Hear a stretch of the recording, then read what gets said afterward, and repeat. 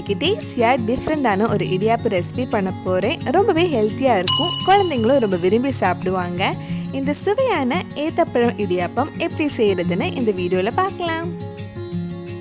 First 2 ஏத்தப்பழம் idli தட்டில் வேக வச்சு எடுக்கலாம். பழம் வெந்ததுக்கு அப்புறம் கொஞ்ச நேரம் ஆற வச்சிருங்க. நல்லா ஆறினதுக்கு அப்புறம் ஒரு மிக்ஸி ஜார்ல நல்லா ஸ்மூத் பேஸ்டா அரைச்சு எடுக்க போறேன். அரைக்கும் போது தண்ணி எதுவும் ஊற்ற வேண்டாம். தேவைப்பட்டா மட்டும் கொஞ்சமா ஊற்றினா போதும். இப்போ இது இன்னொரு பவுலுக்கு மாற்றினதுக்கு அப்புறம் இது கூட 1 கப் இடியாப்ப மாவு ஆட் பண்ண போறேன். இது கூட கொஞ்சமா உப்பும் ஆட் பண்ணிக்கோங்க.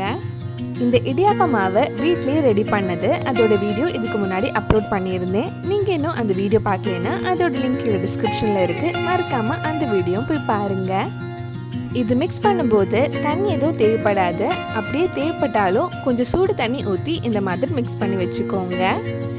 கடைசியாக 1 டீஸ்பூன் எண்ணெயை ஊற்றி லைட்டாக மிக்ஸ் பண்ணி வச்சுக்கோங்க. மாவு ரெடி ஆயிடுச்சு.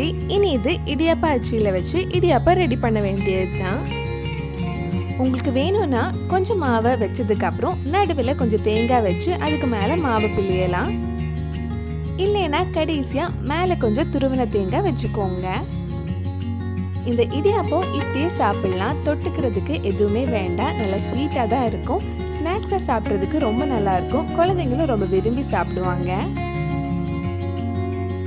இதுக்கு மேலே கொஞ்சமாக துருவின தேங்காய் ஆட் பண்ணுறேன்.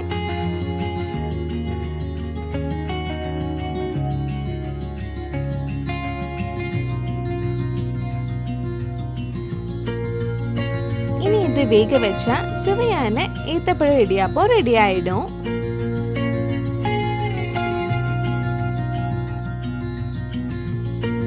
ரொம்பவே டேஸ்டியா ஹெல்த்தியான பனானா இடியாப்பம் ரெடி ஆயிடுச்சு. கண்டிப்பா நீங்களும் இந்த ரெசிபி உங்க வீட்டுல செஞ்சு பாருங்க.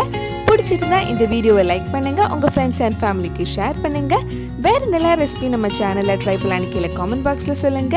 நீங்க இன்னும் என்னோட சேனலை சப்ஸ்கிரைப் பண்ணலைன்னா மறக்காம சேனலையும் சப்ஸ்கிரைப் பண்ணுங்க. கூடவே அந்த பெல் ஐக்கனை பிரஸ் பண்ணா நான் புது வீடியோ போட்ட உடனே உங்க போனுக்கு நோட்டிபிகேஷன் வந்துடும்.